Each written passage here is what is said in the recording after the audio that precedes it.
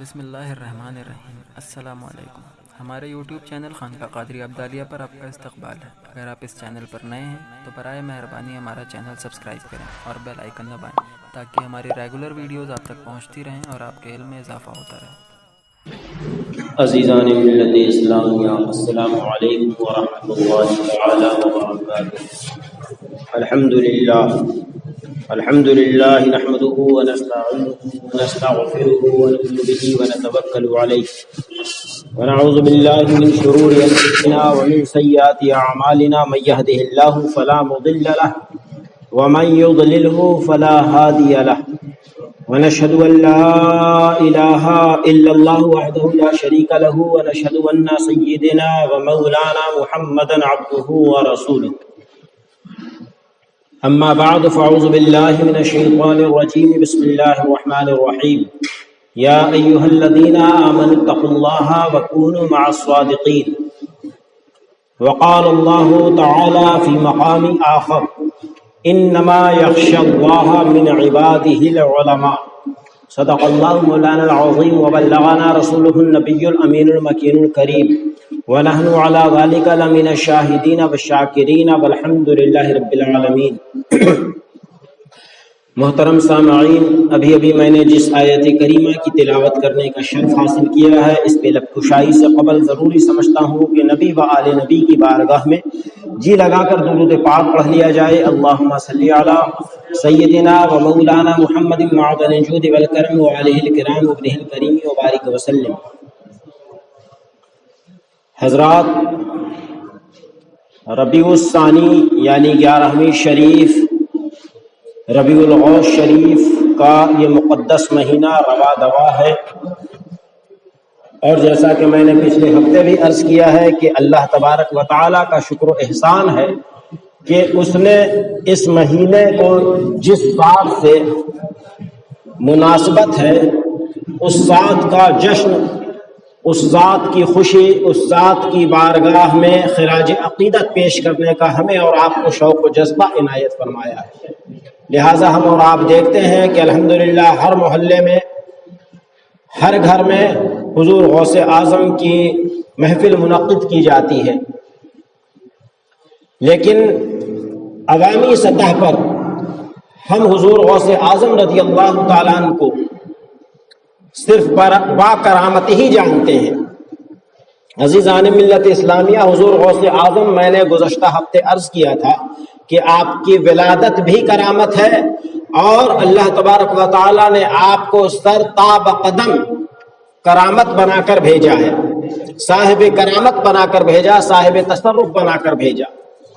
لیکن جس طریقے سے ہم اور آپ یہ دیکھ رہے ہیں، یہ جان رہے ہیں کہ حضور غوث اعظم رضی اللہ تعالیٰ عنہ آنے واحد میں جو کرامتوں کا صدور ہو رہا ہے، وہاں پر صرف آپ شیخ طریقت ہی نہیں ہیں بلکہ شیخ شریعت بھی ہیں۔ جب آپ غوث اعظم رضی اللہ تعالی عنہ کی حیات مبارکہ کو پڑھیں گے، سیرت طیبہ کا مطالعہ کریں گے، تو آپ کو پتہ چلے گا کہ آپ جو واعظ و نصیحت فرمایا کرتے تھے، تقریر کیا کرتے تھے، خطبہ دیا کرتے تھے، اس میں 100 200 500 1000 نہیں بلکہ 70 ہزار لوگ شریک ہوا کرتے تھے، اور ہر محفل میں 4000 لوگ آپ کی محفل میں آپ کے بعد سے واصل بحق ہو جایا کرتے تھے۔ اور کتابوں میں آتا ہے کہ کئی ہزار علماء، اپنے وقت کے جید علماء، مفتی اور مفسرین، محدثین حاضر ہوا کرتے تھے آپ کی مجلس میں۔ آپ کی مجلس کا مقام یہ ہوتا تھا کہ آج ہمیں جدید ٹیکنالوجی ہے، مائک ہے، اس کے ذریعے سے ہم اپنی دور تک آواز پہنچا لیا کرتے ہیں، لیکن اللہ تبارک و تعالیٰ نے حضور غوث اعظم کو ایسا مقام عنایت فرمایا ہے کہ آپ خطبہ جب بیان فرماتے، آپ واعظ و نصیحت جب کرتے، تو پہلی صف میں بیٹھنے والا جو آواز سنا کرتا تھا، آخری صف والے کو بھی سیم وہی آواز سنائی دیا کرتی تھی۔ یہ اللہ تبارک و تعالیٰ نے غوث اعظم کو مقام عنایت فرمایا تھا۔ علمی مقام آپ کا ایسا ہے زہد و تقوی آپ نے بارہا سنا ہوگا، 40 سال تک آپ نے عشاء کی وضو سے فجر کی نماز ادا فرمایا. جہاں آپ زہد و تقوی عبادات اور ریاضات میں ممتاز ہیں، اپنے زمانے میں یکتائے روزگار ہیں، زمانہ ہے یکتائے زمانہ ہے، اسی طریقے سے آپ علم و فضل و کمالات میں بھی یکتائے زمانہ ہے. آپ کے مد مقابل اس وقت روئے زمین پر کوئی صاحب علم و تصرف نہیں تھا. عزیزان ملت اسلامیہ، حضرت علامہ ابن جوزی رحمت اللہ تعالی علیہ جو اپنے وقت کے جید عالم دین ہیں، جن کے متعلق کتابوں میں آتا ہے کہ 1 لاکھ غیر المسلمین نے آپ کے دست حق پرست میں بیعت کی اور صاحب ایمان ہوئے، مشرف با اسلام ہوئے. 1 لاکھ. اور حضور غوث اعظم رضی اللہ تعالیٰ عنہ کی محفل میں ایسی شخصیات آیا کرتی تھیں. حضرت ابن جوزی امام جوزی رحمت اللہ علیہ ارشاد فرماتے ہیں کہ میں غوث اعظم کی محفل میں تھا. اچھا، ایک بات یہ بھی ذہن نشی کر لیجئے کہ عام طریقے سے مقررین حضرات، واعظین حضرات، خطبہ حضرات یہ مائنڈ سیٹ کر کے، مائنڈ پریپیئر کر کے آتے ہیں کہ آج مجھے یہ خطاب کرنا ہے، آج مجھے اس موضوع پہ بولنا ہے. لیکن غوث اعظم کی شان دیکھیے کہ آپ کی بارگاہ میں بے شمار ہزاروں کی تعداد میں قرہ، علماء، مفتیان، حفاظ موجود رہا کرتے تھے. آپ کی محفل میں کوئی بھی ایک صاحب غیرت، آپ جانتے ہیں کہ محفل کے آغاز سے پہلے قرآن کریم کی تلاوت کی جاتی ہے. کوئی بھی ایک قاری تلاوت کلام اللہ کر دیتا، اس قاری سے آپ کی پہلے ملاقات بات نہیں ہے، پہلے سے طے نہیں ہوا ہے کہ آپ کو فلاں پیج کی فلاں پارے کی فلاں پیج کی آیت پڑھنی ہے. اس قاری کا جہاں سے جی چاہا اس نے پڑھا. اور اس کے بعد غوث اعظم کا علمی کمال دیکھیے، علمی رفعت و بلندی دیکھیے کہ اس قاری نے کلام اللہ کی تلاوت کر دی ہے. غوث اعظم نے اس کے معانی و مفاہیم و تراجم بیان کرنے شروع کر دیے ہیں، تفسیر بیان شروع فرما دی ہے. اسی اثنا میں حضور حضرت امام جوزی فرماتے ہیں کہ میں اس محفل میں موجود تھا، ایک قاری نے تلاوت کر دی ہے، قرآن مجید کی تلاوت کی. حضور غوث اعظم نے اس کا ترجمہ اور تفسیر بیان شروع کر دی. حضور غوث اعظم نے جو ترجمہ اور تفسیر بیان کرنا شروع کیا ہے، تو جب پہلی ترجمہ اور تفسیر کیا تو میں نے کہا کہ یہ تو مجھے معلوم ہے. دوسرا بیان کیا، میں نے دل میں سوچا کہ یہ تو مجھے معلوم ہے. تیسرا بیان کیا، میں نے دل میں سوچا کہ یہ تو مجھے معلوم ہے. اس طریقے سے 11 ترجمہ اور تفسیر آپ نے کر دی 11 طریق پر. اور میرے دل میں یہ خیال آیا کہ یہ تو مجھے معلوم ہے، کوئی کمال کی بات نہیں ہے. لیکن اس کے بعد جب آپ نے 12 13 14 15 اس طریقے پر 40 تراجم و تفاسیر بیان کر دی تو میں حیرت و استعجاب میں ڈوب گیا کہ واقعتاً اللہ تبارک و تعالیٰ نے آپ کو علمی کمال سے نوازا ہے. میں ان کے قدموں میں گر گیا، حضور غوث اعظم کے قدموں میں گر کر آپ سے بیعت کی درخواست پیش کر دیا. عزیزان ملت اسلامیہ، غوث اعظم کا علمی مقام دیکھیے کہ کیسے بلند و بالا علمی مقام پر آپ فائز ہیں.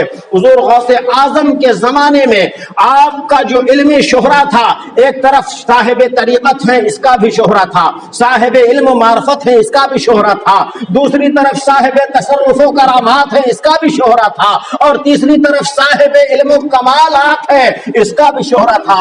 جب آپ نے فتویٰ نویسی شروع کی، فتویٰ دینے کا کام کیا، آپ جانتے ہیں آج بہت سارے لوگ کہتے ہیں کہ غوث اعظم بہت بڑے عالم تھے. عالم نہیں تھے بلکہ عالم پیدا کیا کرتے تھے. 13 مضامین، 13 علوم پر آپ درس دیا کرتے تھے. علم فقہ، علم تفسیر، علم حدیث، علم کلام، علم تصوف، اس طریقے سے 13 علوم پر آپ درس دیا کرتے تھے. آپ جس مدرسے میں مدرس تھے 3000 ہر سال طلباء اپنے وقت کے جید علماء نکلا کرتے تھے.